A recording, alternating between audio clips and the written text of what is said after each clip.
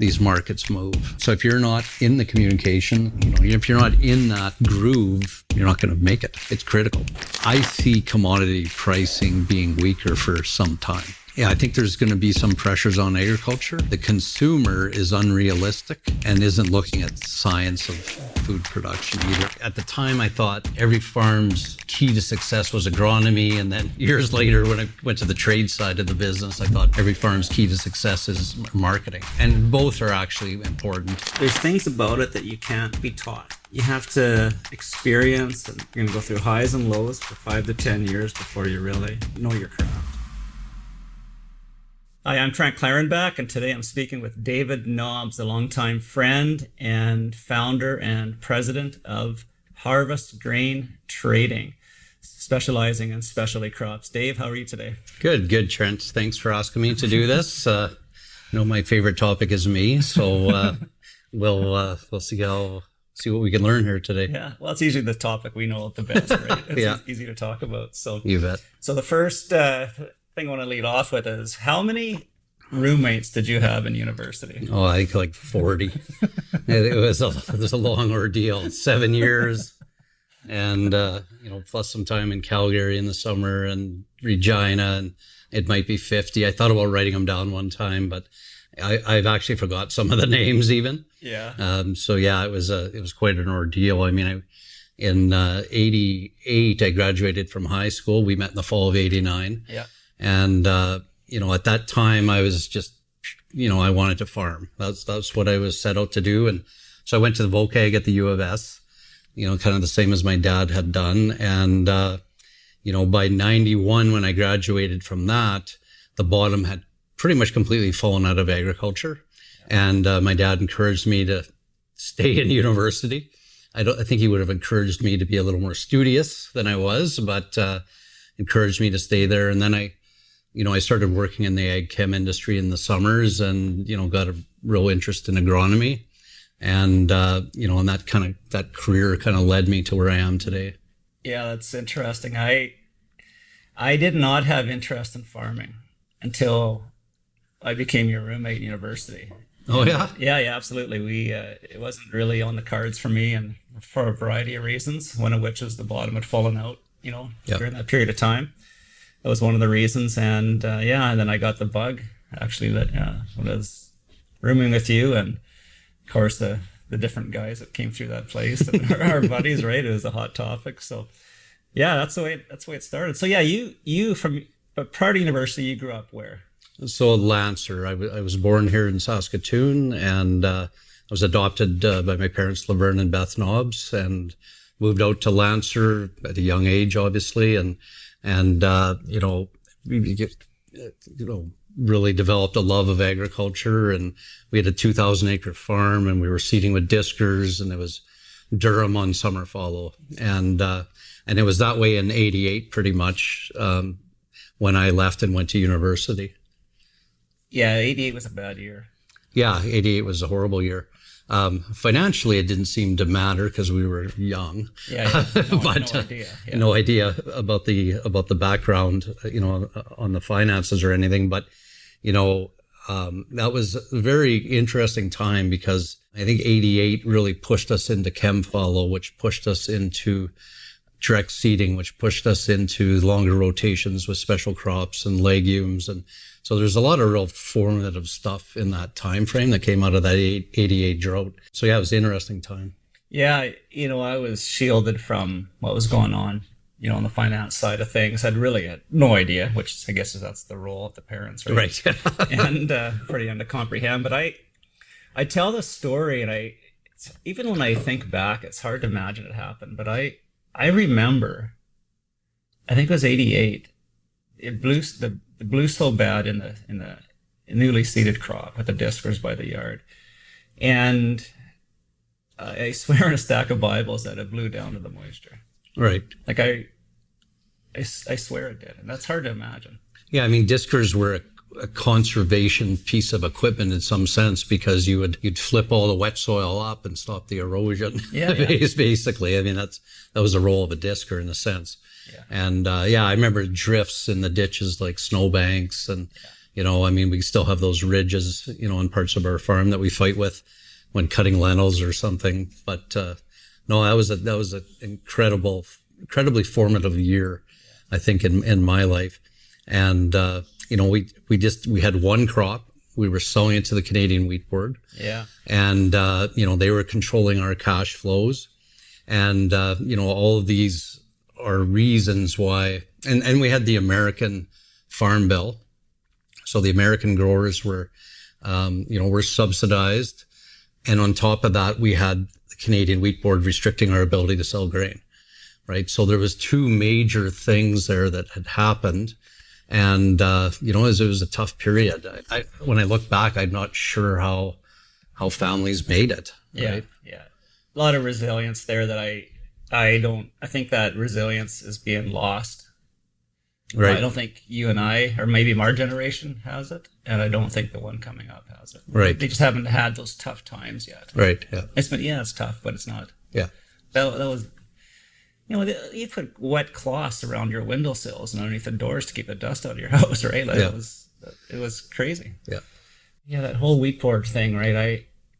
I often said that Canadian Wheat Board was responsible for more farmers leaving agriculture than drought and grasshoppers combined. Right. And I grew up in a very anti-Canadian Wheat Board house. My dad was the director of the Western Canadian Wheat Growers. And, when I came out in 96, that board out of college in 96, that Canadian Wheat Board was still in place for another 15 years. Yeah. Right. So, I mean, we had to find crops that allowed us to work around the board. And that's how I got so interested in canary seed production and trading and exports and really pushed me to where I am in my career today. Yeah, that's interesting. You and I have had a lot of discussions about this, and, we had our influences. So around our house, we had the Western Producer, but we also had the Grain News that came every week. Yeah. And the Grain News, I really leaned towards that. My father, too, was against the wheat board monopoly. And we had some influences from Raymond Somerville to Reinhold Nunwaller down the road with Allstate Grain. And Morris Nunwaller, the conversations, anti-wheat board, the Cook family, anti-wheat board discussions were pretty prevalent also. Yeah. But yeah, so when you and I started farming, what, mid-90s? 96-ish, 95, 96. I think that's when I started too.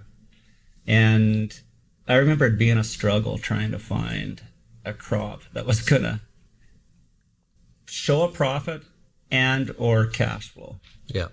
Yeah, and the internet was just, I managed to get through my entire college career, 7 years, without typing a single paper up. I didn't know how to use a computer. I remember I went to my first sales meeting as a chem rep in 96, and I actually checked my laptop bag. And I can still remember standing there with the sales manager and seeing my laptop bag come down the down the bag carriage thing in Winnipeg when we landed. Yeah. And I was not a computer guy. I didn't, you were an ag ector kind of numbers guy. And so you were more interested in using a computer, and I had no interest at all. But the internet had come along, and all of a sudden we were able to look at chemicals being used on chickpeas in Australia or, different crops. We both grew lentils. I started with Kabuli chickpeas, and I was working with Gustafson seed treatments and selling Vitavax, but we just had Apron registered right as I came out of college. And I'd worked with them in the summers, and Metalaxyl or Apron is required for Kabuli chickpea germination, right? So I got very heavily involved in custom seed treating and setting up applicators at all these little special crop facilities across the West. And I met Lloyd Affleck, who you had met at the time. And he got me really interested in production of chickpeas, which, was partly my job. But on our farm, he encouraged me to grow chickpeas. And then, we started, I remember, with 80 acres of Kabuli chickpeas, and we made I'm guessing, but maybe $400 an acre, which was just huge money at the time. And I thought, wow, this is super easy. And then I and we had to sort out the marketing. We were talking about the ounce testing and the way they sizing, the 7 millimeters, 7 versus the imperial and metric sizing, and the counts, Spanish counts, do they call it? I can't even remember. Yeah. It's not really used anymore. And the screens were 56s or 60s or something versus the 7 mils or something. I kind of forget a lot of it. And funny, I spent almost 25 years trading special crops, but chickpeas I've hardly ever traded. I've done very little experience in the chickpea market. It's more focused on lentils and canary, but that's all we lived to do back then, was trying to sort all these things out. And the Canadian industry didn't really know it either, because they hadn't marketed chickpeas either, right? And I remember looking at the apron numbers, my sales for apron, and I thought, you know what, I can calculate the actual acreage of this crop. Oh, yeah. That was another thing that, you know, I've carried with me through my career, you know, is finding those indicators of acreage and production and trying to understand where these markets are headed. So yeah, it was an interesting time. I'll just circle around back to the chickpeas again. You introduced chickpeas and encouraged Chris and I to grow them also. So we grew them on our place. I think my brother and I grew 80 acres again. I think father grew 80 acres. I don't know how many, you know, whatever Chris did, but we had the first year was a great crop. Yeah. And then what happened the second year? The second year. Got early frost. That was the third year. Third year? So the second year. I think I lost $100 an acre on them, but I doubled down. Well, so in the second year, we did so good on the Kabuli chickpeas. My dad said, you know, he kind of almost turned things over to me and said, okay, well, you see what you want to do here. And so I said, okay, we're going to grow Wero maple peas.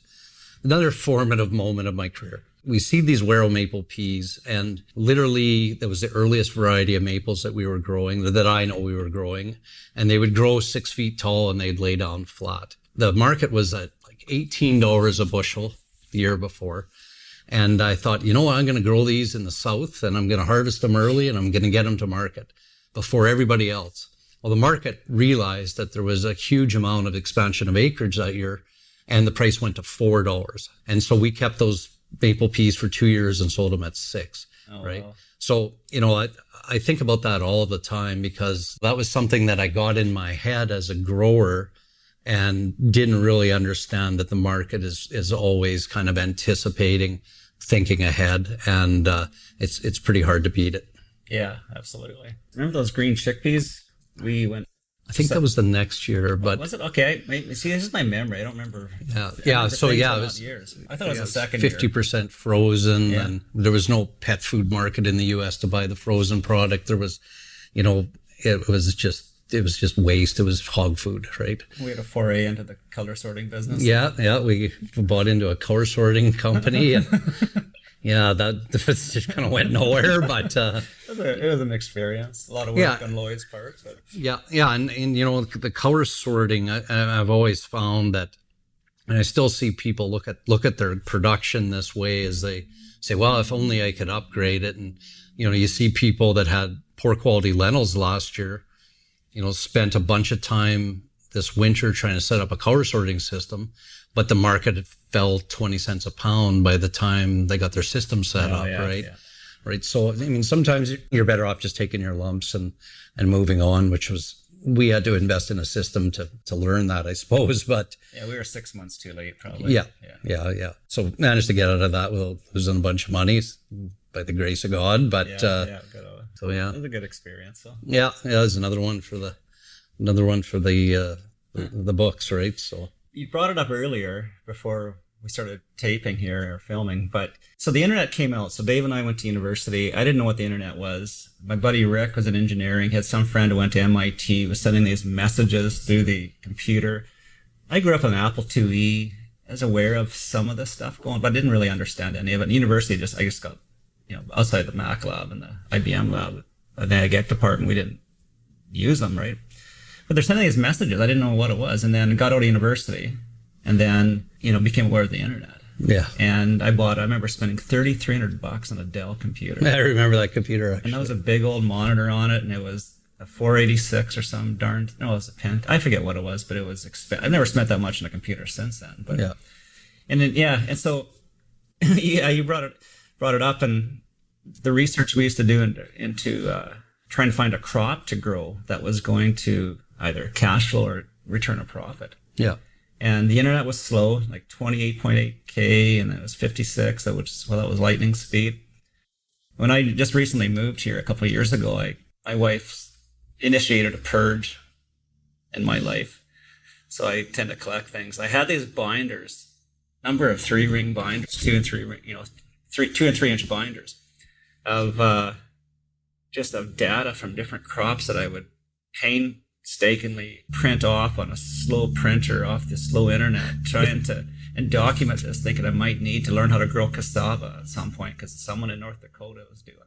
Right? Yeah, you thought that you maybe wouldn't find that website ever again, so you got to print it off, stick it in a binder, and yeah, I had this. I was doing the same things, yeah. And but we did hit on a few things. I mean, coriander became about a third of our production on our farm for 4 or 5 years. Yeah, and that really worked well. Yeah. And it was top 2 for profit every year I grew that crop. Yeah. I remember we had 100 bushel coriander crop in 2004. So this is 8 or so years after kind of coming out of college.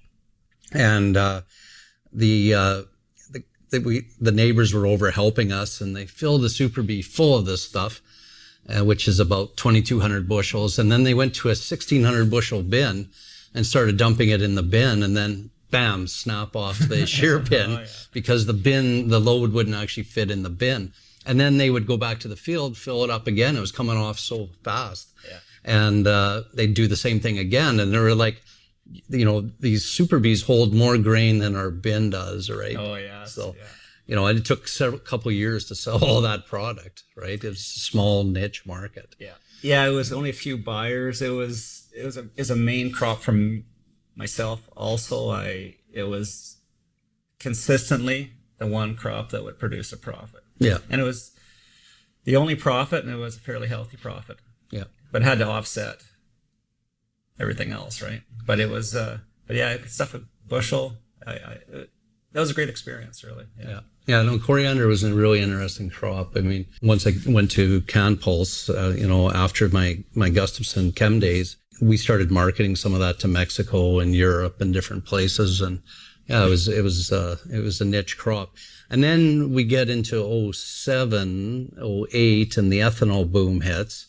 And then kind of rising tide lifted all boats. And then a guy started to drop some of these really super niche things and focus on stuff that, just had better market opportunities, right? And that's where we dropped that crop. We also tried anise. Did you try that? I got a bag from you, but I never ended up seeding it. Right. I didn't get my act in order that year. Yeah, it came on the bus. I think I got bags of seed on the bus out of Manitoba. And we had a bin smelled like black licorice for a decade after, and we ended up burning that stuff. It was a 140-day to maturity crop, and it didn't fly. So there's some successes and failures along the way. So. Yeah, but you got to try, right? Yeah, and that's what I was trying everything to the same as you. Just there's what can I grow here, and and. Caraway and dill and did you get into that stuff? Caraway and dill? We didn't. But a neighbor did grow some dill, but we never did.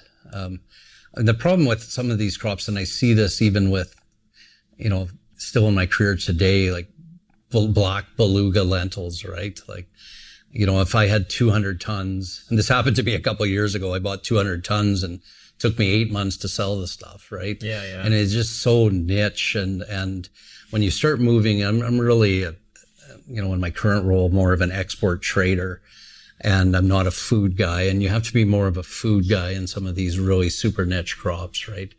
And it's just not kind of who I am. Well, yeah, you brought up the liquidity of the crops, and coriander was obviously a significant crop for both of us at one time, and a handful of buyers. Yeah. And 3. Yeah. 3 in Canada, I think, at the time, 3 right? in Canada. Yeah. Like I remember had all, I was undercapitalized and was totally undercapitalized. And I remember, had everything planned out to sell this stuff for spring, so I could have some money for seeding, right? And the buyer was gone to Cuba, right? Right. and it was panic time. He was great to deal with after that, but like there just wasn't any options. Right. So you really, those niche crops, if you need a little bit of room to be able to work with them, I think, because if you rely on them as a pivotal or important part of your business, it can be difficult. So. Yeah. But I think, and I think so. I think that's one of the things we took home was from that period was you still have to have crops you can sell and market and turn into cash, right? Yeah. And, so that, that's where I dropped some of that kind of innovative stuff that we were doing and, shifted into some different crops that just have more demand and more volumes. And I couldn't even tell you how much coriander is produced anymore in the province. I was, very tuned into that at the time, but I've seen very few crops in the last 15 years. Yeah. There's nothing nicer than a flowering coriander field though, right? I like it. It's beautiful. I love the smell of it. And it's a neat crop. Neighbors didn't appreciate it as much as I did. But, that's the way it works. Yeah. So, okay. So you went to university, you and I graduated in mid-90s. I went back home, did transportation, eventually farming. What was your path after that? Well, so I was farming and working for Gustafson's. So, and I got very kind of focused on special crop production, chickpeas, lentils, peas, and the seed treatments required for those crops, right? So became a bit of an expert on the application in that side of our business at Gustafson, and Gustafson went through a merger and a buyout, and I was severanced in 2002, but prior to that, I had started to get this love and interest in trade, right? And it's funny, at the time I thought every farm's key to success was agronomy, and then years later, when I went to the trade side of the business, I thought every farm's key to success is marketing, right? And both are actually important. And, I've always considered myself an agronomist first. And it was probably 15 years that I was worked in the trade before I considered myself more of a trader than an agronomist. And, Lloyd gave me that love and interest in the global markets for product. So we had the Crow benefit payout, or at the end of the Crow benefit, I honestly can't remember if there was a payout or not, but there was a lot of companies, a lot of groups of farmers. I think there was like 18 in Saskatchewan alone that all wanted to build processing facility. Right. So there was a group in Kindersley that was interested in putting up a splitting plant. So and I was still working at Gustafson, and again, more and more interested in the trade side. And so they'd asked me to come to a meeting.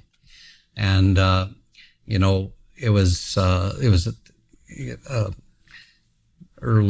late 99, 2000, somewhere in there. And so this group wanted to build a red lentil splitting facility. Most people were focused on chickpea facilities because our acreage ramped from 100,000 acres, or not even 50,000 acres when I started my career in 96, all the way up to 1 million acres by 98-ish. I think 98 was about the peak, or maybe it was 1.2 million acres even. And, I was starting to get tired of the kind of corporate side of my life. And, I don't always fit real well with structure. And, like I said, it's the entrepreneur in me. Yeah. And, I remember writing a few emails where, and looking back, I probably would have been a little less brash considering my experience level at the time. But, that company ended up getting taken over by Bayer.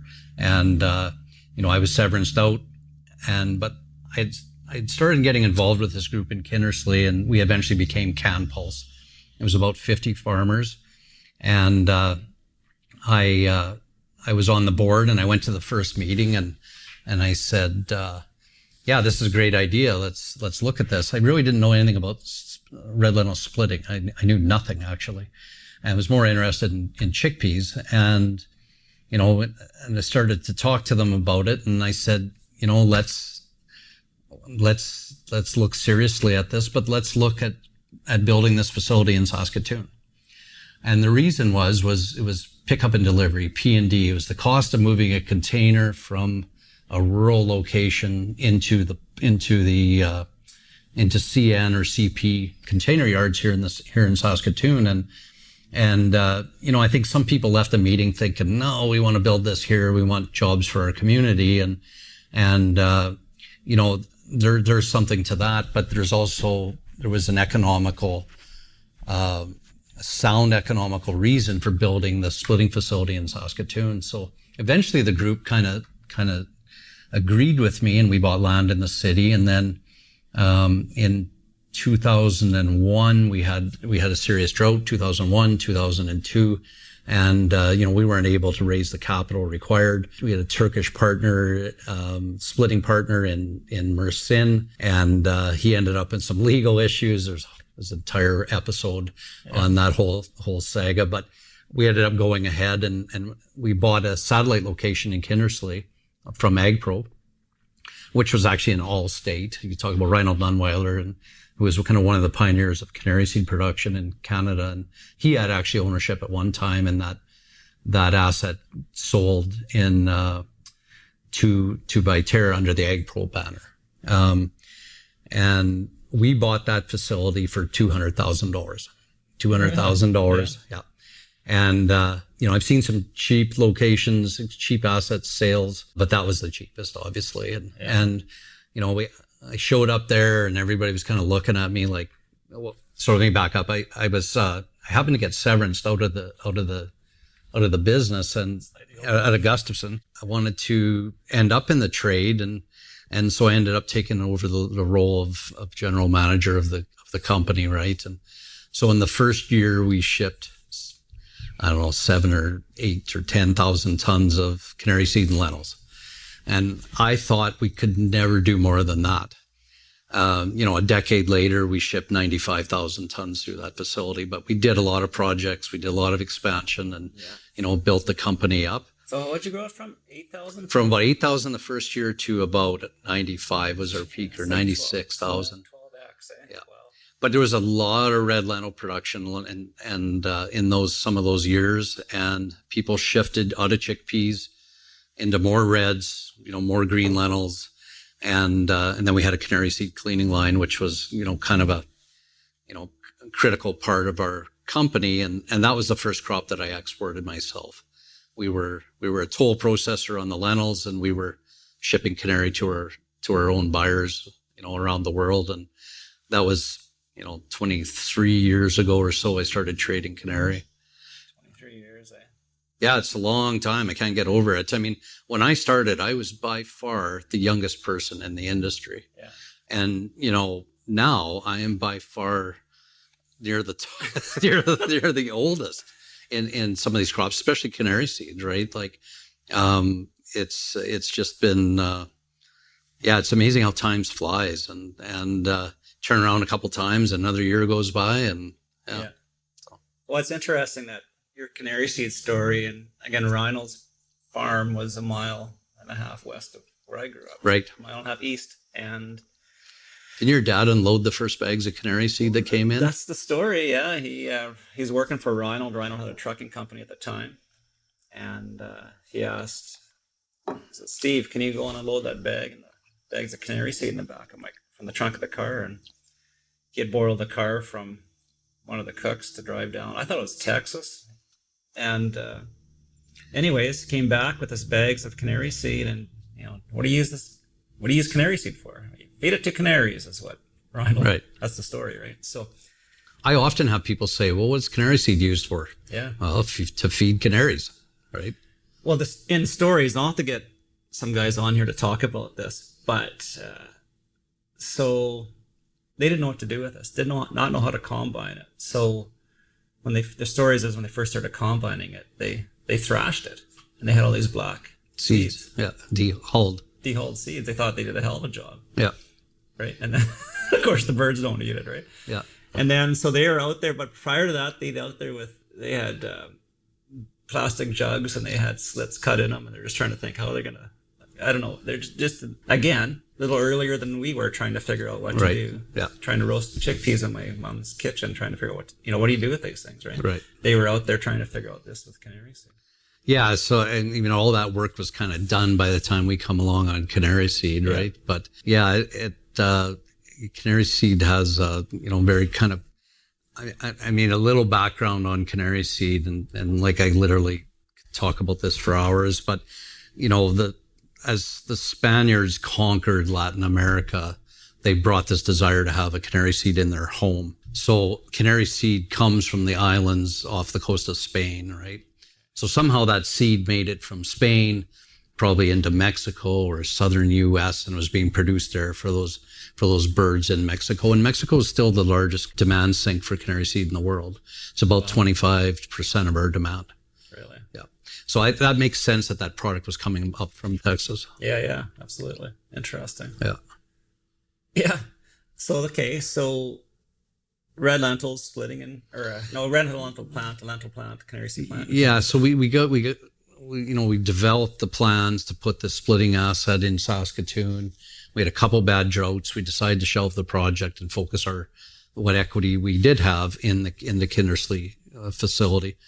So I was there for about 15 years, I guess. And then we had a shareholder pass away. We had, another one with an illness, and we decided, maybe it's time to wrap this company up, right?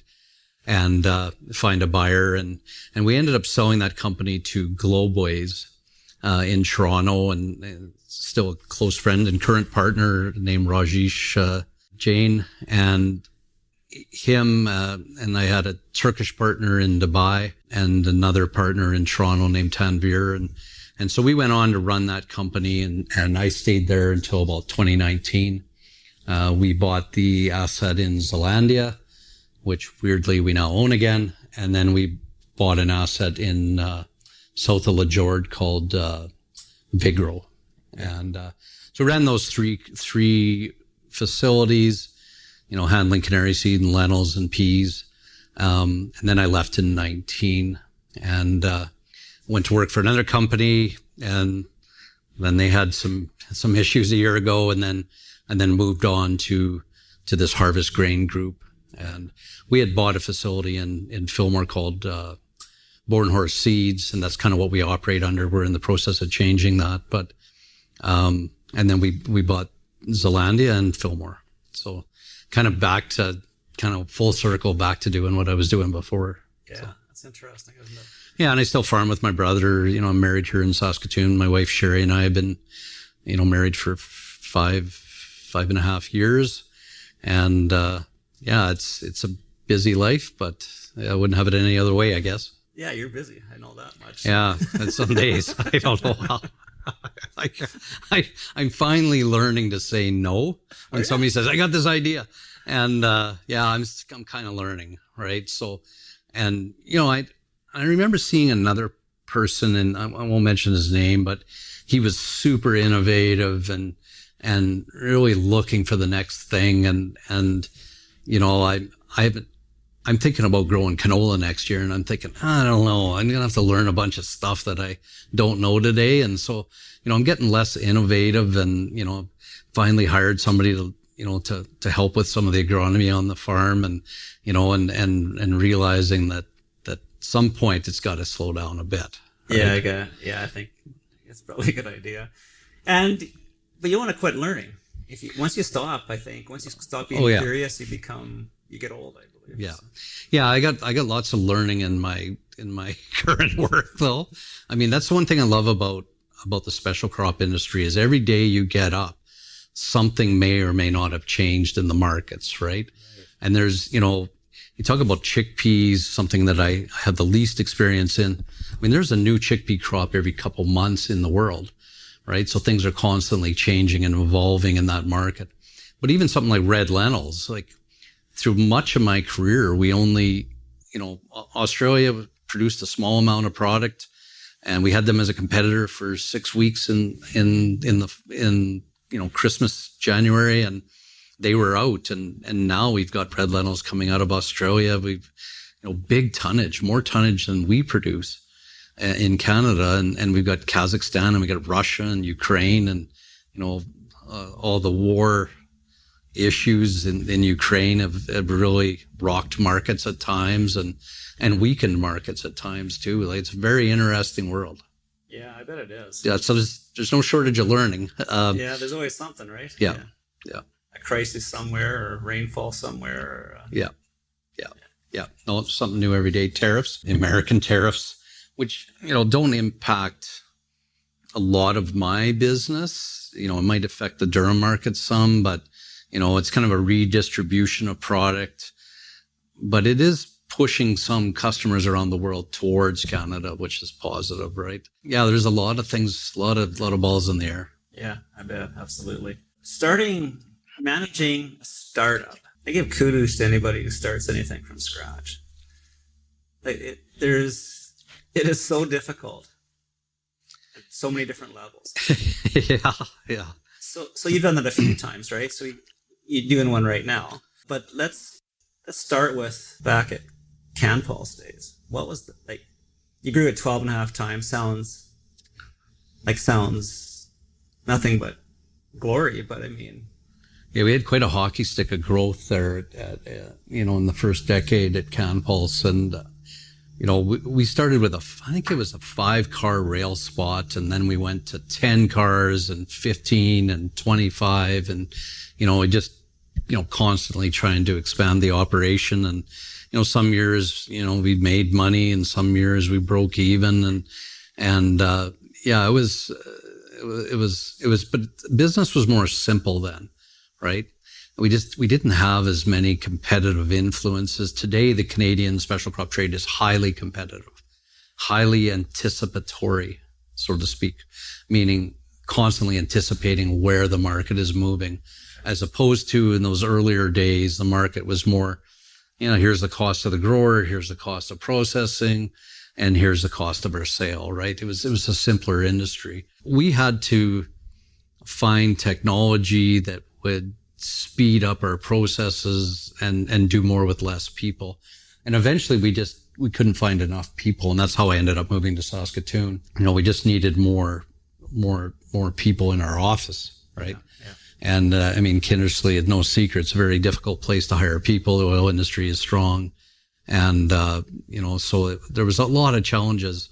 One of the key things for growth in that group was there's no other key item. The key item was we brought in 6 foreign workers, right? Yeah.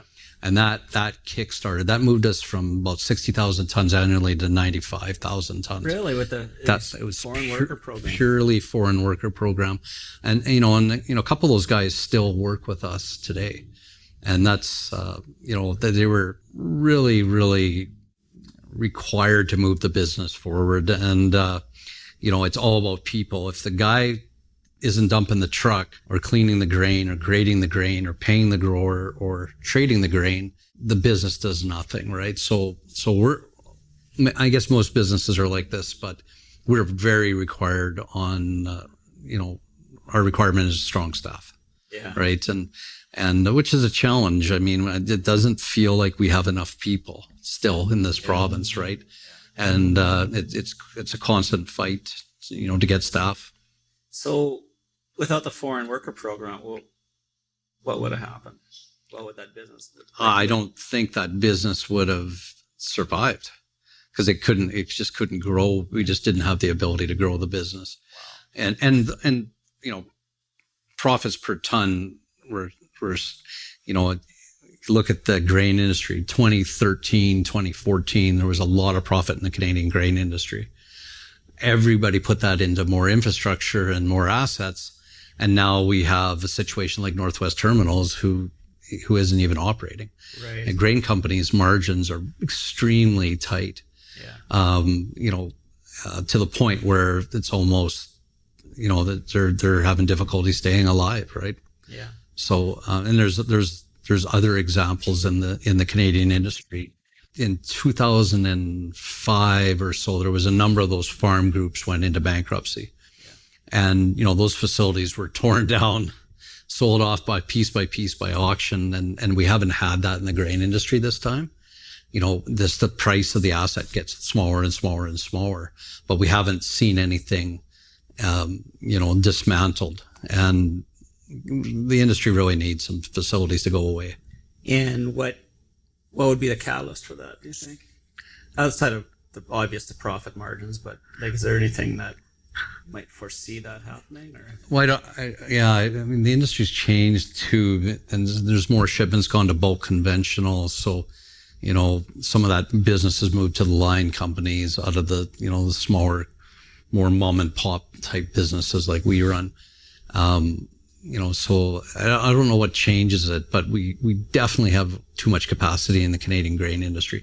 Port, and in the port, the G3 group built a massive facility in Vancouver.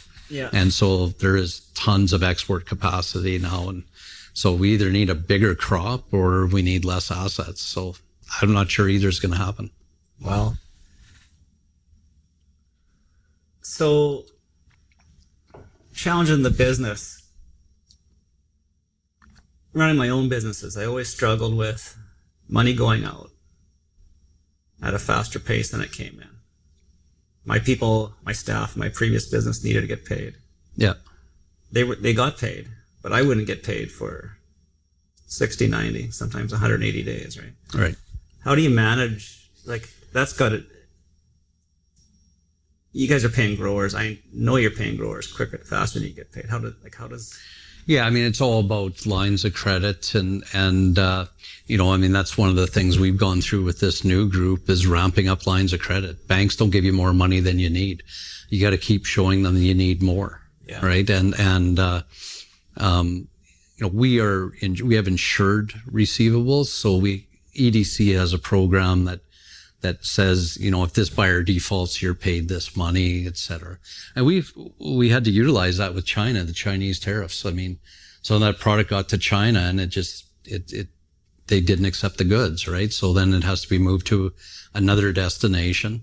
And then EDC kind of covers the spread between those, covers the losses, so to speak. So that's required and most grain companies in Canada have that insurance. And, so you use that against your ABL lines or asset-based lending lines and the bank gives you money based on those guarantees by the insurance. But cash flow is a constant problem.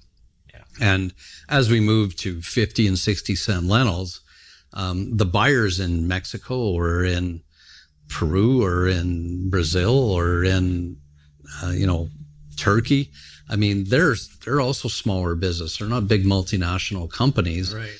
So instead of $500 a ton US delivered to their port, it's $1,000 a ton. So they're trying to ramp their lines up too.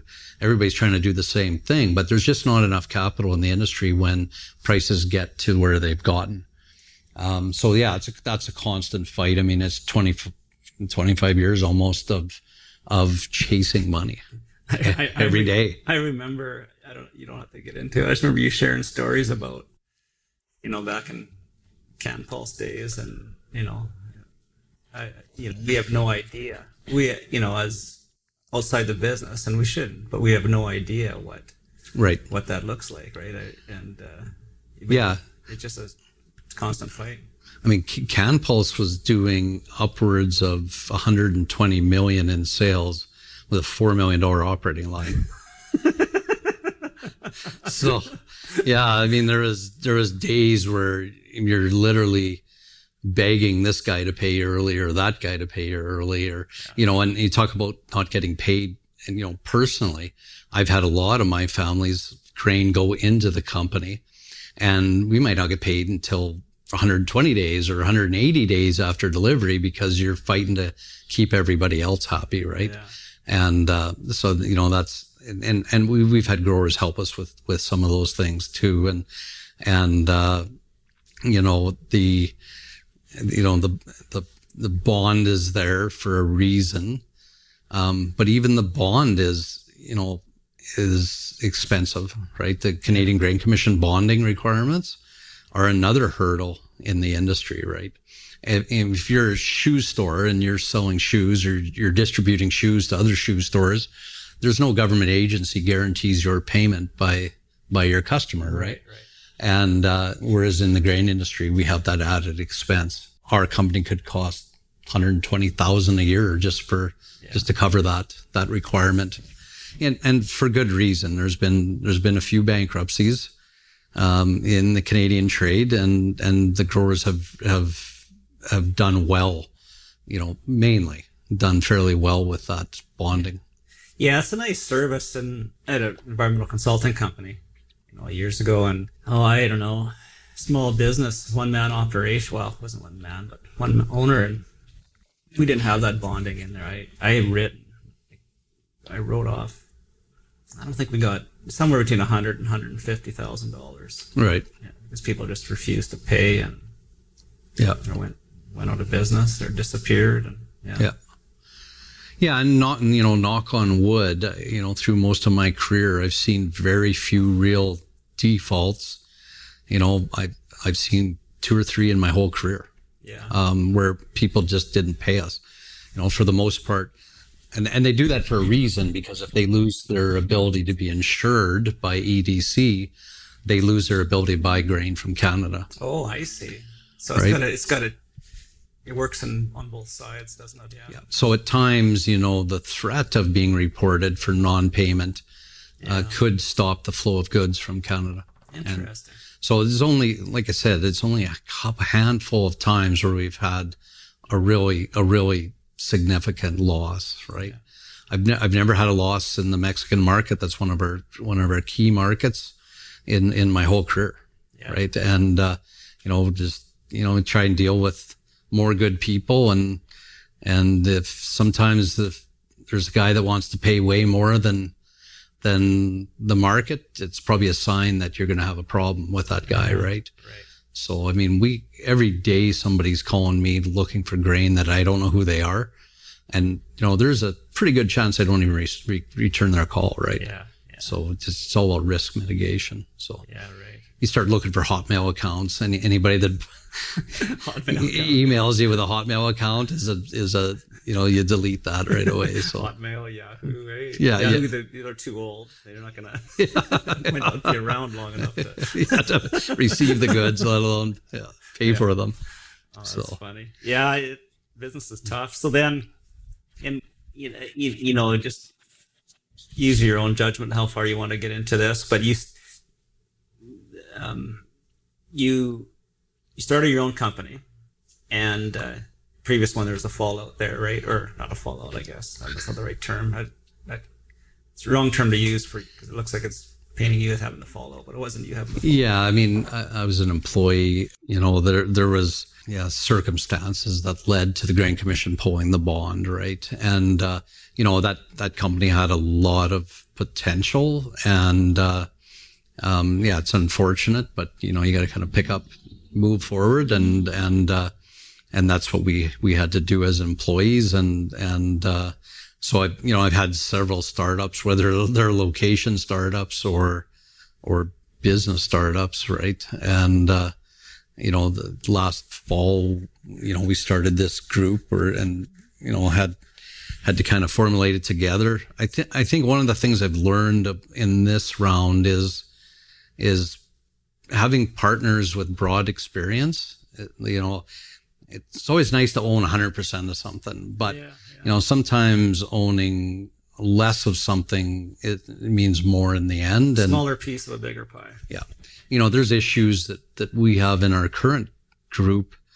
We've got people that, just know this stuff, other partners, and, they manage them, and cause it's their company too, right? So we've really got a experienced group of people behind us now.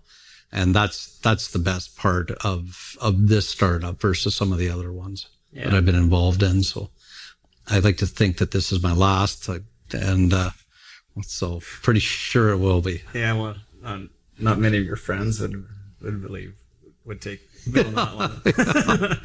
You're still too young.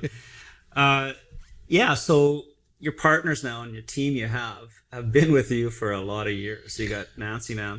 Yeah, Nancy and I have worked together since the first day. I mean, she can finish my sentences, and she really knows her role. Inventory management is a critical component of this type of business. I guess it is in everyone, but especially in this business. And there's a lot of balls in the air, and you're keeping them upright. And so her and I have worked together a long time. Ray and I, you introduced me to Ray, and Ray was one of the reasons I wanted my office in Saskatoon. Extremely effective individual, and I think I'm wildly guessing it's about 12 or 13 years we've worked together. Long, eh? 12, 13, wow. Wow. Raj and I have known each other for 20 years, and had a couple moments through the years where we weren't working together, but he's very involved on the finance side and trade side. And then Terry Arnold, who has been cleaning special crops for 25 years, very effective at facility management, it's a little bit on the OCD side. So, his attention to detail in our facilities is excellent. Yeah. And, so you put all those people together, and we also have Tia, who's a trader, and she understands things that I don't even try to understand with the Asian markets. And, you really got to lean on strong people. You don't need a huge number of people if they're effective and strong, right? Yeah. So. Well, I think it's impressive that you and Nancy have worked as long as you have together, and you've gone, she's come with you, right? Yeah, she moved from Kindersley to Saskatoon, so she's in our office here, and I'm really thankful for a team of people that are working with us. And did Terry come before Ray? Terry came in, so in 2010 or 2011 we had the red lentil grading issues, and he came in as an SGS employee. So he was doing third-party grading in Kindersley for at least 8 or 10 years before, and then when things wrapped up, he became an employee. Okay. He was an employee under Purely in Kindersley, and then he became an owner of the current group. Okay, good, yeah. It's funny how you mentioned Ray there, and my family we're down in Cuba. Yeah. And my oldest son, he wanted me to come out with him on the town, right? Still, I guess at that time, young enough to feel like. Anyways, we're running through this resort, and it was after midnight. Ran into Ray in the lobby of our resort, and just seemed like a solid guy. Some of those decisions after 12 o'clock are sometimes good ones, right? Or some of the, and talked to him in the airport, and then I remember thinking, he's looking for a change of career, and I said, I just don't have a role. I don't know what I don't have a role, right?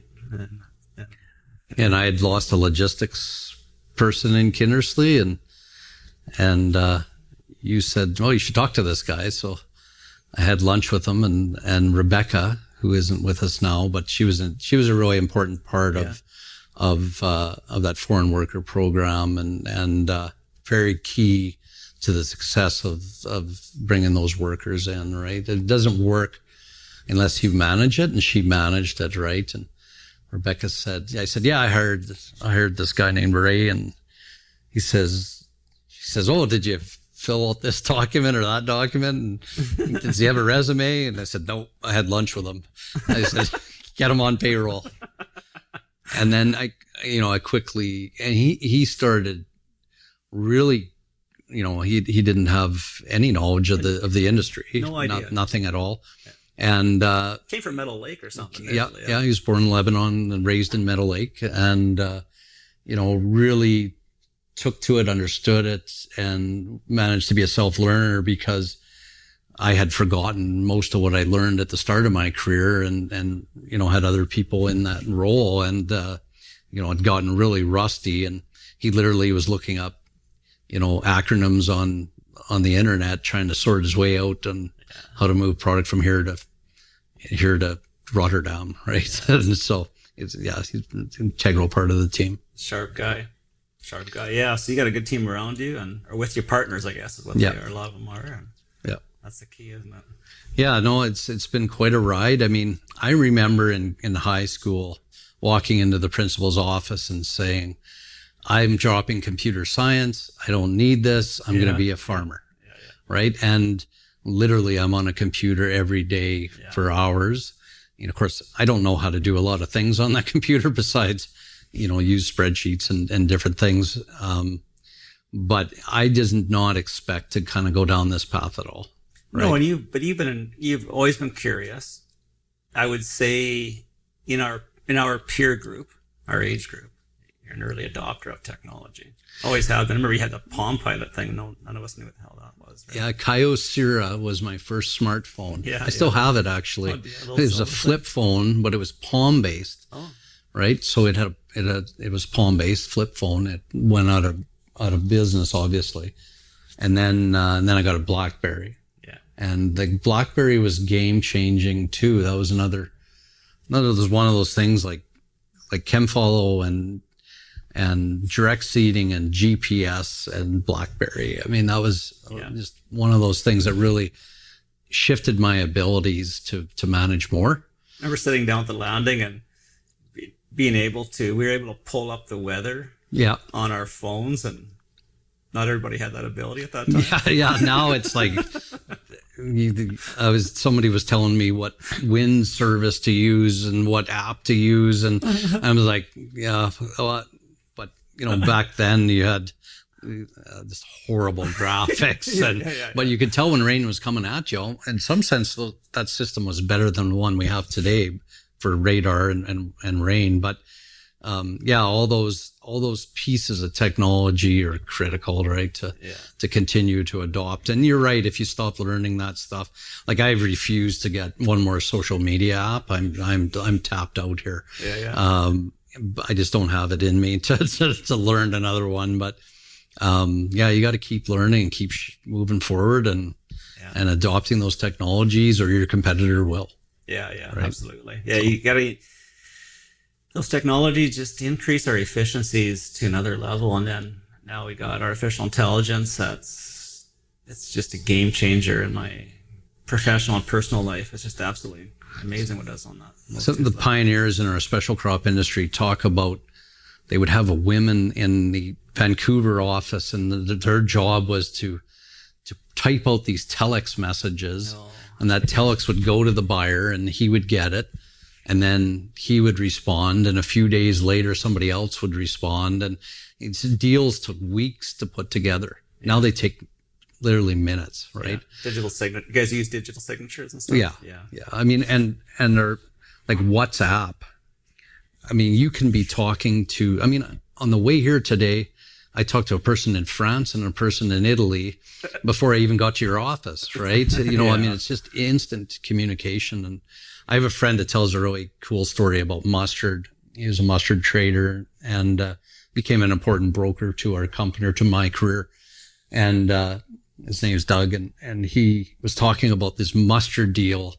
And he took a train through Russia to see the mustard, and then took a train home, flew back to Canada, made a deal to sell it. It was weeks of work. Yeah. But there was no...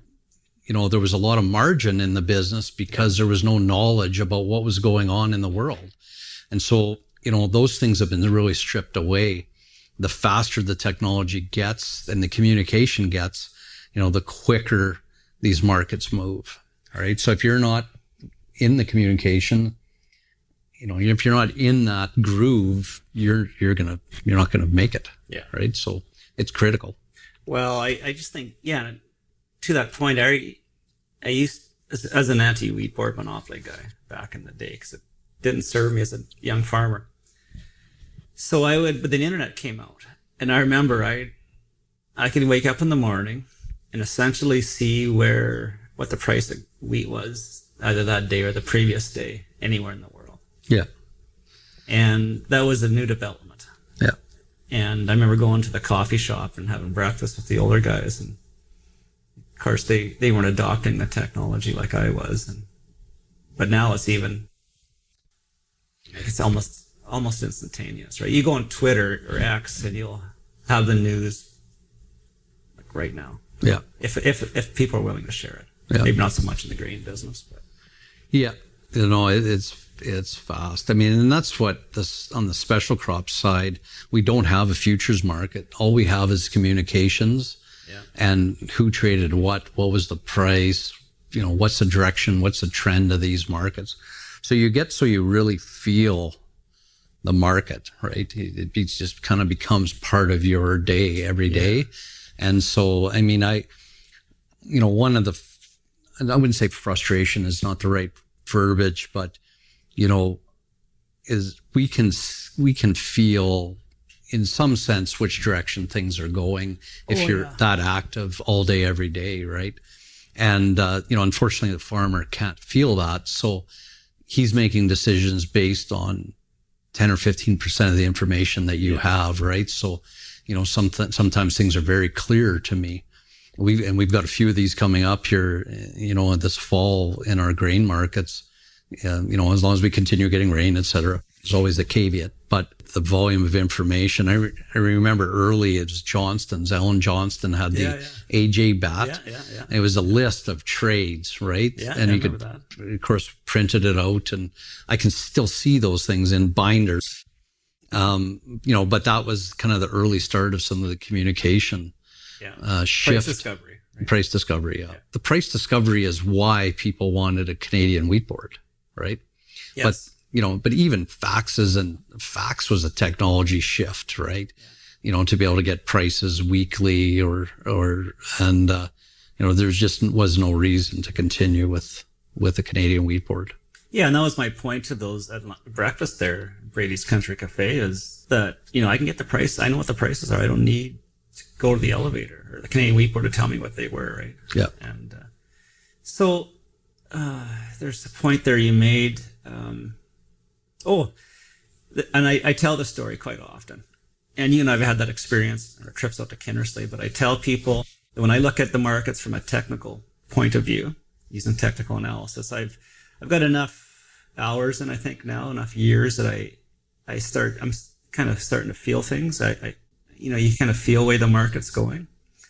And you and I have talked a number of times about currencies and even on specialty crops. What you're feeling or seeing in the market, just because of your years of experience, is very technical.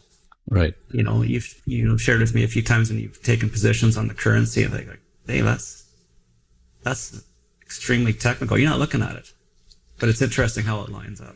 Yeah, and when you started down this road, I didn't know much about technical analysis. I thought, hey, that's for corn. I understood that some of the big board crops were, or the big futures traded crops, that this was an advantage, right? But it was the Canary seed market hit 55 to 57 cents.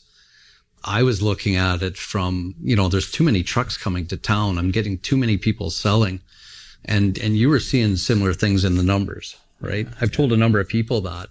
And that's what shifted me from thinking, I'm not sure this can work in smaller crops, to, there's something here, right? And timelines are always the key. We can always be, you can almost be 100% certain you're going to be right in the long term if your long term's long enough, right? And, so sometimes the timing of these things don't always line up the way a guy thinks, but that was the fall of 21 when Canary dropped from 57 to maybe 47 inside of a few weeks. And you could feel a shift, and whether it's counting the trucks or. And the buyers can feel this stuff too, because some of these people have been buying Canary seed a lot longer than I've been around, right? Yeah. And I have customers that have way more experience than I do, and they can feel when their phone's starting to light up just a little too much, right? And then they start to back off. That's really what's happened in our green lentil market right now, is the buyers are sensing too many people wanting to make sales, and and then it just dries up. The demand dries up, and down we come, and it shoots too far too, right? But it's these are all very interesting parts of what my career has turned into, and I always thought that I would probably maintain more of an understanding and possibly go back to the chemical industry at some point, right? And you seem surprised a little bit, Yeah. but yeah, I mean, there was a long time there where I kind of missed that part of my career, right? Oh yeah. And even retail, I've considered retail pretty much stuck here, and that's a rider out now. So I'm 54 here now, which just completely shocks me, but another 10 years or so, or 15 years. So And thinking about, you're 54, I'm 53. It's hard to believe, really. Like, this used to be old. yeah, I know that. And I know. I'm not ready to give up or pack it in or slow down. I'm just starting to, I think I'm starting to be able to capitalize, I guess, on all the work. all the work that's been done the last 30 years, Yeah. I think that's very typical of a lot of career paths, right?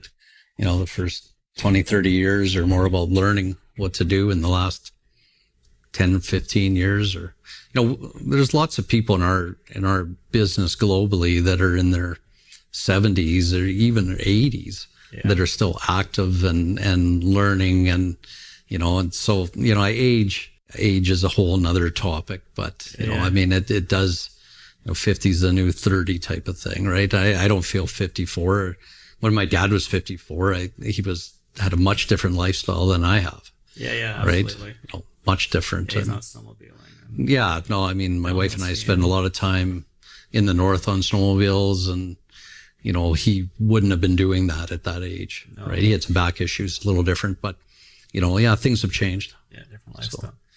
So there's a narrative about grain buyers and suppliers in the business, and I don't think they're fair. Right.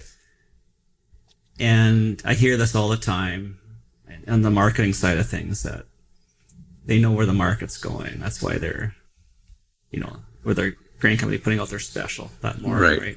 It's a different special than yesterday's special, right? Or whatever. And I actually don't think it's that black and white. No. I mean, especially half the specials are probably specials at prices they're losing money at, right? Half the specials are probably at a value that they're making money at, right? I mean, the reason the companies have gone to these specials or put in targets and those sorts of things is to just increase the total volumes, right? So they're speculating on transportation, right? They've got unit trains coming in, they got vessels coming in. The job of the trade is to provide liquidity. It's not just to sell a pound of durum wheat every time they buy a pound of durum wheat. You can't operate in that kind of environment. So there is a level of speculation that occurs in every grain industry, right? Yeah. But I'll guarantee you half of those are losers and half of them are winners, right? And somewhere in there's some kind of margin that comes out the other side. I've had those things on grading. I haven't had a lot of grading disputes. I mean, the reason I got into the special crop trade, one of the issues was chickpea sizing. Yeah. You and I had a sale. So this is back in 97, I'm going to guess. We felt that the sizing was way out to lunch compared to the sample that we had given. And at that point, I decided I was already headed towards the grain industry. And I said that, we were going to treat growers fairly. And, and that was the whole purpose behind having SGS in our location. Was somebody else did the grading, and, and I'm always happy if somebody says, I don't believe this value, we'll send it to the Grain Commission, right? And we'll live and die by that. And I've seen half the time the dockage comes up higher when we send it to the Grain Commission, half the time it comes up lower. It just is what it is. We've got way too many other things to worry about than trying to steal a percentage of a grower's grain, right? Yeah. Our focus is more about what's the volume, what's the big picture, and there's a lot of mistrust. People think you doctor samples. I couldn't imagine a situation where I go to one of our staff members and said, just put in 3% more weed seeds, clean it out of this other sample, put it in there. I mean, I would lose all credibility I have with those stuff. Yeah. Right. And so that one gets me when people think that we can actually do those things and maintain some reasonable level of respect from our staff. Right. You go to and I went to this environmental consulting company too. I never asked them to sweep anything under the rug. They found it, report it. Right. And deal with it. Because you go to this effort to hire great people, and then you're going to ask them to compromise their values and lie, and they're not going to work for you. And you're not going to have good. You never have good people after that. So. Yeah. No, you just simply can't. And the companies that, I won't say there isn't some of that happens out there, but those employees leave those companies, then they go to different companies, and then all of a sudden the stories start to flow out. Right. So there's a very fine line on that stuff that I've walked through my career. I've been disappointed with results and product that I shipped other locations, and, I get it, but, if you're dealing with reputable people, I think you don't have a lot to be concerned about. No, I agree with you. Trust is it's paramount. Yeah. And we have buyers that have claims, right? And our job in the special crop trade, or my career, has been merging these cultural differences between different regions, right? And they have a different view of business and business ethics than we do. And theirs isn't necessarily wrong. That's what that country developed their business structure under for hundreds of years. Yeah. I know one guy who talks about his family being in trade for 300 years. Wow. Right. And so, and some customers, if they come to me with a claim, I don't doubt it. I just say, okay, how do we make this right? And we provide the discount. Sometimes we have to send SGS into those locations though and test the grain and then determine whether or not there's a real claim. Yeah. Sometimes there isn't, but that's our role. Yeah, so, absolutely. I've learned to think and react less over time. That's the one thing I'm getting better at is not reacting quickly on issues. And I can't always say I'm perfect on that, but I'm better than I was 20 years ago. You mean reacting as a immediate overreaction or anger or with a conflict.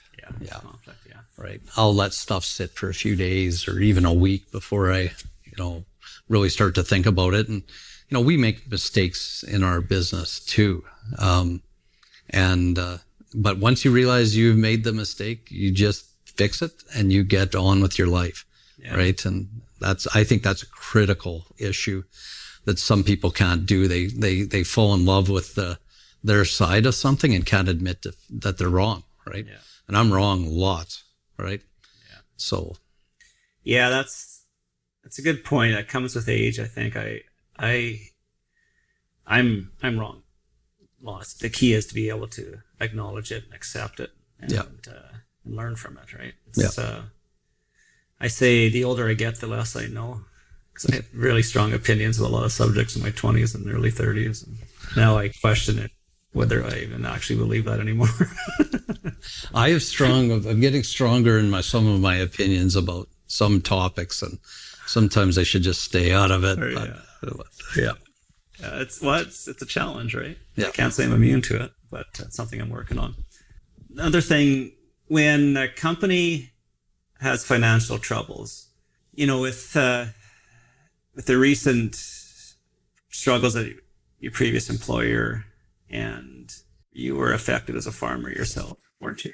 Yeah, actually, I had the largest claim with the CGC in the history of failures. And, we had delivered all of our maple peas, all of our lentils last fall. And literally a few days later, the bond was pulled, right?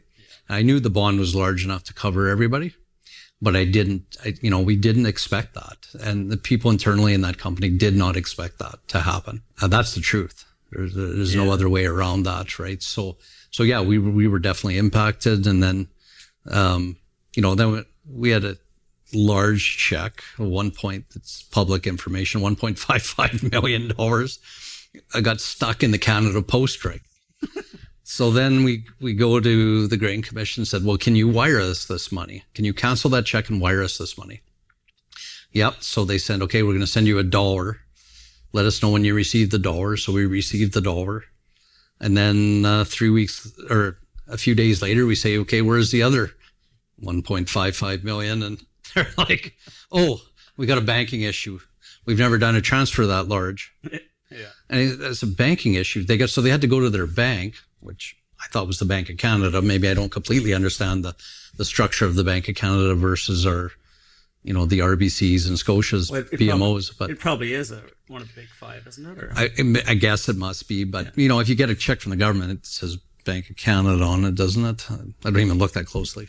I don't get any checks from them anymore. But that's a good point. I don't know. So anyway, they had to make arrangements and change their limits. And then finally we got the funds in mid-December. So yeah, put a little pressure on things, but yeah, it all got resolved in the end. And, but so yeah, I was, last fall I was dealing with that, and I was dealing with the fact that we were having to wind up our shipments, and we had product all over the world. Yeah. You worked through that, didn't you? You stuck around and worked through that. Yeah.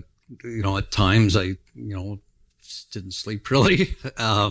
There was a lot of work had to be done. And 40, how long, you told me one time how long you 48 hours I worked for straight. Finally, my wife picked me up and dragged me, or not dragged me, but took me to Candle Lake. So I had to actually sleep. But we had so many questions from so many people globally, and they're all in different time zones, wondering what was happening. And, we didn't know either. But we got through it, and then, we had to transition into the new company. Yeah. So yeah, there was a lot of balls in the air. I've never had so many things happen in such a short period of time. And then we bought the Zealandia facility in December, January, from the GFI bankruptcy. And I owned that facility in the past, so I knew it. So there, we didn't have to think too much about it because we knew what it could do. And, but between all the different things and hiring people and staff and office I've never been through something like that. Yeah. So. We talked quite a bit during that time. You were, I could tell you were. Yeah. You're burning the candle at both ends there. Sherry said, "Oh, let's go to the Shakespeare on this. Not Shakespeare on this. We're going to go on this river cruise." Oh, yeah, and and I said, "Oh, I'm thinking, holy cow, river cruise right now." And so I'm standing there on the dock working on a logo design with the designer, talking to him on the phone and trying to work. I look up and you and Michelle are standing there, and I'm thinking, oh, we just happened to run. I was just confused why you were there. Here she had asked you guys to meet us there. Yeah. But yeah, I'm talking, I talk fast normally, but I was talking a mile a minute when, so many things and thoughts going through my head, right? Yeah. A year later, it's not quite a year even, but yeah, all that stuff is slowed right down, and, we're into a normal day-to-day business stuff now, and yeah, it's better. Yeah, so that's good. Yeah. Well, so, okay. Harvest Grain, you guys got facilities, just to recap on what new facilities are. Yeah. So we're in Zealandia. So we have Born Horse Seeds in St. Gregor. So that's the operating name we're under today.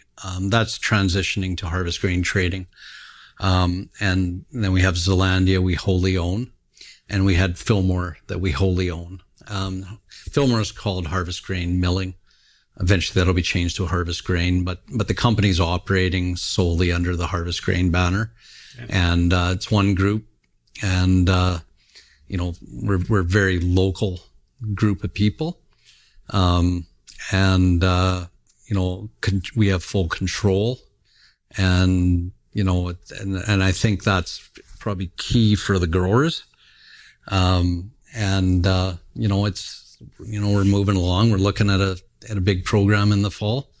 So we've been selling new crop for 6 months at least.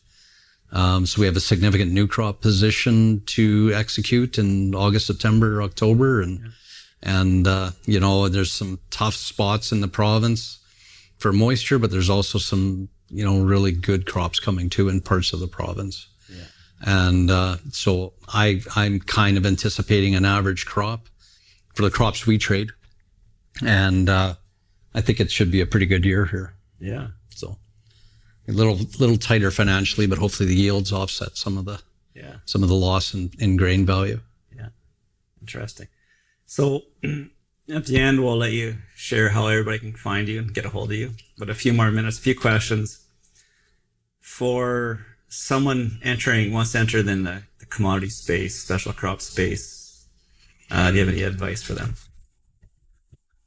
I have a lot of people, immigrate to Canada, and they've got a cousin or their family still in Pakistan or in Europe or wherever. And, I sometimes have told people, are you sure you want to enter this? You sure you want to do this? And there's days where I say, if I realize just how much work this is for the return, would I do it again? Would I, going back to 2000, would I do all this over? Yeah. And, there's some days I say, no, probably not. I was in university for 7 years. I could have been a lawyer or a doctor or a vet, but I don't think I had the aptitude to do those things. Well, you probably had the aptitude. Well, I didn't have the attitude. Let me put it that way. I was, a little too social, to say the least. That's what university is about. It's about who you meet. Yeah. Get $3 behind your name and meet a bunch of people. I mean, it's amazing what that time in university did for my career, right? I mean, I was talking to a guy that I went to Vocag with yesterday, and I hadn't talked to him for probably 2 years, and I just rung him up, and it was like we hadn't stopped. We talked every day since. We've been out of Vocag for 33 years or some crazy number, right? Amazing. Yeah, and so those connections are critical. But I mean, I still also love, this business, and I like the complexities of the special crop industry. I'm not sure I could go be a wheat trader somewhere, or a canola trader. I'm not sure that would really rock my boat, but the people I've met around the world are, second to none. Yeah. Right. I mean, and that's been a big influence on me. And I mean, I grew up pretty hillbilly-ish, not that my parents weren't bright. They were, but, a very small world. Rural Saskatchewan. Yeah. I grew up similar. Yeah. And, and I was, my parents exposed me to some, pretty impressive people when I was young, and probably gave me some drive to kind of do something more, or not knocking, had I stayed at farmer and never went to university, I might be wealthier than I am today. But I've really met a lot of really interesting people that have really impacted me personally as an individual. And, there's nothing monetary there, but, critical part of my career. Yeah. So I would recommend it, but, there's easier ways to make money than this industry. Yeah. There really is. Right. So it probably takes, there's things about it that you can't learn. You can't be taught. Right. You have to experience. And so in the trading business, stocks per se, or even commodities, it's 5 to 10 years is what they say. You're going to grind it out. You're going to hit rock bottom. You're going to question. You're going to go through highs and lows for 5 to 10 years before you really know your craft. And I think there's other areas where people can probably ramp up their hourly salary, so to speak, quicker, right? than in this business, but it's definitely a long haul. Yeah. You know, so like I say, when I started, I was one of the younger people in the trade. Yeah. And, you know, a lot of those people have moved on or passed away, or some never stopped trading. I mean, they trade literally till they die. They're very similar to farmers. Yeah. Right. I have a number of customers that literally pass away at the helm of their company. You know, I guess that's the same as any industry, right? I think everybody's like that. Yeah. You know, so. What about, well, you have two hats. You're a special crops trader and a farmer. There's always young farmers coming up.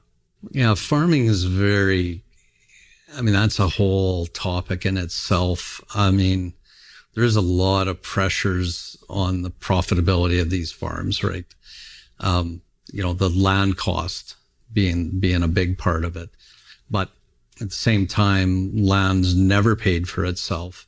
So there's a real, you gotta have a lot of hope there to throw down the money to expand farm operations. I see commodity pricing being weaker for some time, right? It just seems like there's too many pressures on the downside, and that whole rising tide lifts all boats. It's dropping all boats. You got 750 wheat, and canola's been a bright spot. There's no question. I wouldn't have guessed that. That one, I'm definitely not a canola trader, and I don't even grow it. But yeah, I think there's going to be some pressures on agriculture, and the consumer is unrealistic about what he wants and isn't looking at the science of food production either. And that's a whole nother problem the industry has. And we're under that pressure constantly. Every time I turn around, somebody's asking for something that has less pesticides used or no Roundup. I mean, Roundup we know is a very safe compound, right? And the compounds we'll replace Roundup with are very toxic, whether you paraquat or diquat, versus a Roundup. You know, we use diquat on a lot of our crops. Nobody's even talking about it. They're talking about glyphosate, which is less toxicity. Maybe glyphosate's a little more persistent. You know, but these lower courts make these rulings, and these rulings get on Facebook, and everybody's using that to form their opinions. I think that's a big negative of social media. Yeah. Is that people are trying to get their science from these social media articles, and half of them are trying to sell this product or that product. There's a reason they're putting out these articles, is to try and persuade, public perception of crop production. I mean, I haven't talked to Dennis Bellani for a long time, since I was in the chemical industry, but he's written a really great book about this. I can't remember what the book's name is, but really interesting book about the safety of our food system. And it's very hard to get chemicals registered here. Yeah. It's very difficult. There's a lot of hoops to jump through, and the public just doesn't trust these agencies anymore. No. And so I think that's a big part of where farming that, I think I'm going to miss that, but I think that is a huge part of the future of farming, is this public perception of food. Right. We've been consuming GMOs for 25 years in Canada. Eat broccoli. Europe, if I ship canary seed for their birds and they find some canola in, they have the ability to reject that product, and I have to bring it back to Canada. I might as well burn it, but have them burn it. But I mean, it's ridiculous, right? Yeah. And, but I highly recommend that book of his. I read it last winter. Yeah, remember you invited me to his reading. I didn't get to it, but I think I had the wrong day or something. Yeah, we had intentions anyway. Yeah. What is something you believe today that you didn't believe growing up? What is something you believed when you were younger that you don't share that belief today? This is why you asked me some of the questions ahead, and I didn't tell you any of them. It's a tough one, but my beliefs have changed. I assume others have too.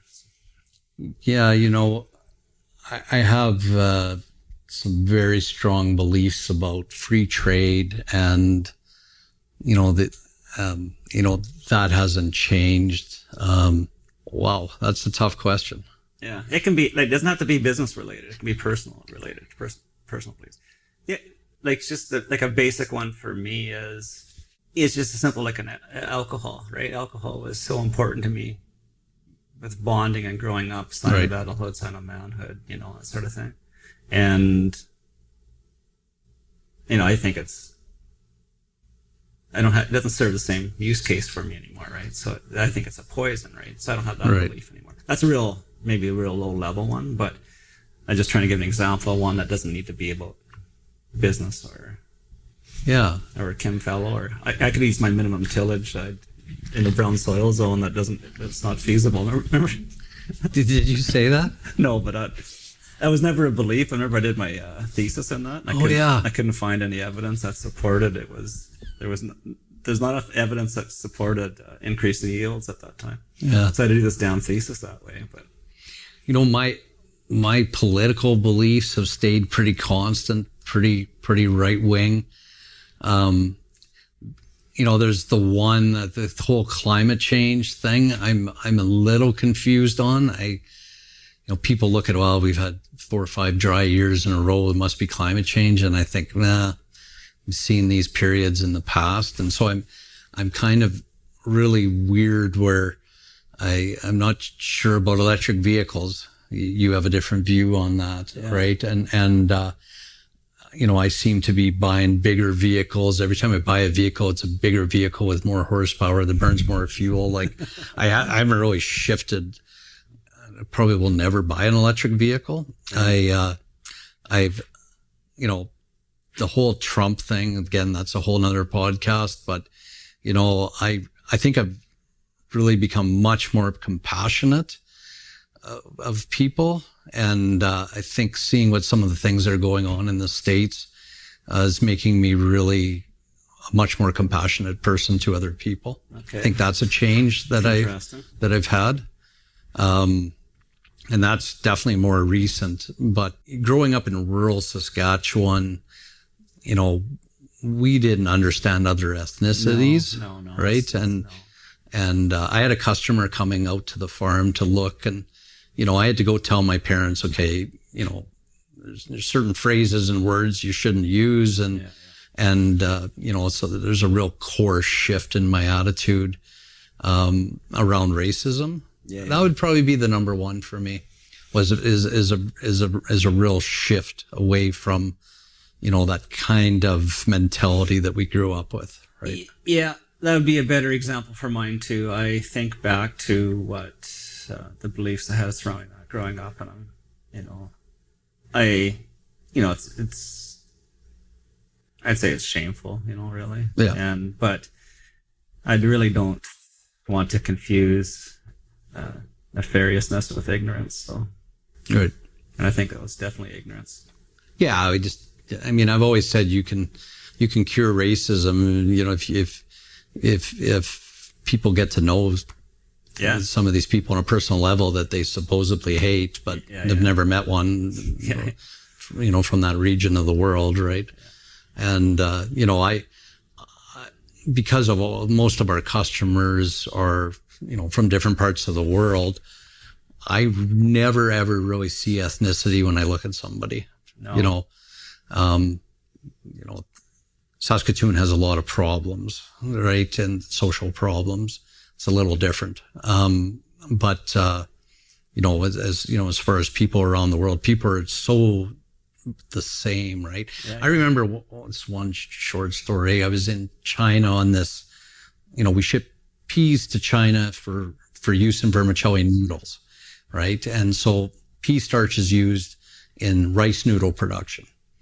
A lot of people, including, people that eat a lot of rice noodles, don't even know that. But so we shipped this product there, and I was in China, and we were at these vermicelli factories, and the guy said, these young kids these days, they want to move to the city. They don't want to farm anymore.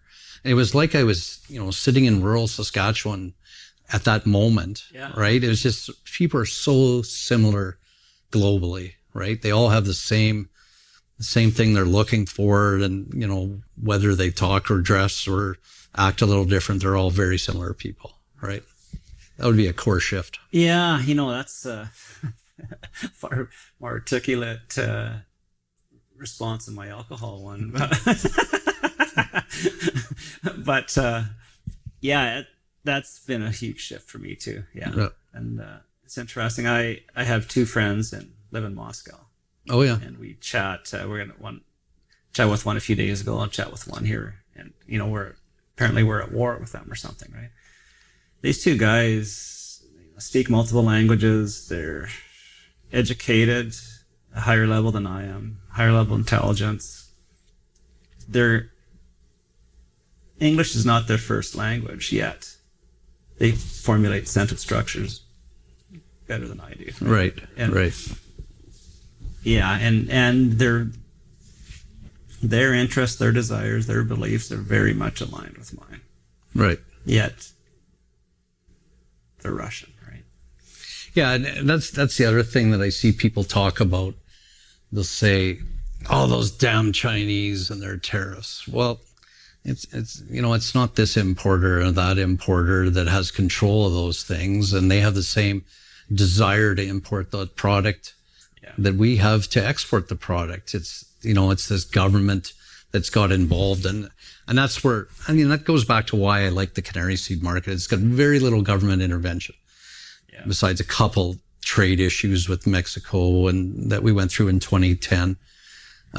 Morocco, there's a Brazil one, but for the most part, it's a very free market that's not influenced by government. But you get in some of these bigger grain markets, of course, politics is huge, right? Yeah. Right. But, you know, and I hear people say, "Oh, the Chinese canceled these grain shipments, canceled the contracts." How can they cancel the contracts? Well, they're reversing the futures position, right? Both parties. There's nothing nefarious about it. It's, you know, it's a decision that's made, and, you know, both parties, you know, will either win or lose, and they've come to that agreement. But it's not the country of China that did that, right? And so people start to forget that it's individuals that are involved in these transactions. It's not necessarily countries. Yeah, unless it's the country itself buying it. Yeah, yeah, and there's those state agency buying agencies. Those exist too. Yeah, yeah, but it's not the country; it's individuals, like you say. Yeah, yeah. Interesting. Well, I enjoyed this. Yeah, it was great. This is good, and you're great at carrying. You know, you speak well, and it's great to have you on here. Yeah, well, that's the one thing they pay me to do is speak. That's kind of all they pay me to do.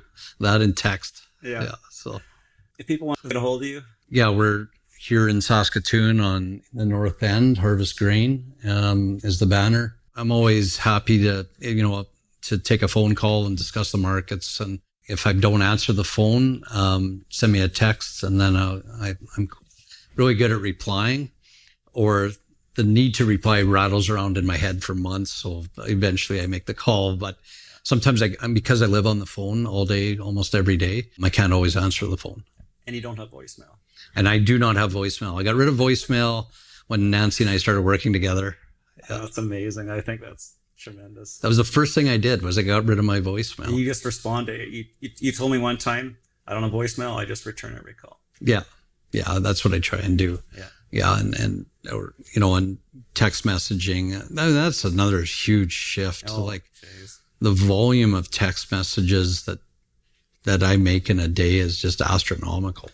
Texting, you can text from your computer, WhatsApp, right? And you wonder what's next. There's probably some new technology. Well, I mean, what is it? Is it going to be a Neuralink thing where we just telepathically send our messages to boy. Them? I don't think I want anybody rattling around in my head. Yeah, they don't want to know. No, that's right.